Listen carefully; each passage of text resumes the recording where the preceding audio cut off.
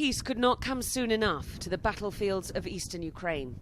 As leaders struggle desperately to end this carnage with diplomacy, massive firepower dictates the facts on the ground, bringing conquest and defeat. This is a hilltop just north of the town of Starobieszowo. The devastation goes on for a mile or so, and in the air, a terrible, cloying smell. Some of those who died here were buried in haste, it seems, in shallow graves beside the battlefield.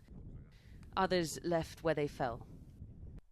Any sign of a ceasefire seems a very long way away. This battle seems to have been fought a few days ago, but over there in the valley, things are still going on. We're hearing mortar fire, heavy machine gun fire, occasional small arms fire too. And what we believe is happening is that the Ukrainians there are effectively encircled, trapped, as the rebels sweep south.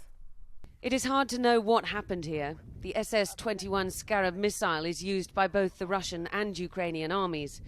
There are Russian-issue ration packs in amongst the debris. Army of Russia, it says, across the top. But they could easily have been supplied to the rebels. This man says this was a regular pro-Russian rebel checkpoint and a mercy corridor for Ukrainian troops trapped by rebel forces further north. It was the Ukrainian National Guard who were trying to escape, he says. And they started shooting at the rebels, and the rebels shot back. And in the end, 2 rebel guards were injured and 40 soldiers from the National Guard were killed here. It is impossible to tell who started the fight or whether the Ukrainians were ambushed. If this was a humanitarian corridor for fleeing Ukrainians, it's hard to see why they would have been still fully armed, and the rebels at the checkpoint were clearly able to call in heavy weapons. But government forces are losing ground, and 75 years since World War II broke out, the fields of Europe are scarred once more by conflict.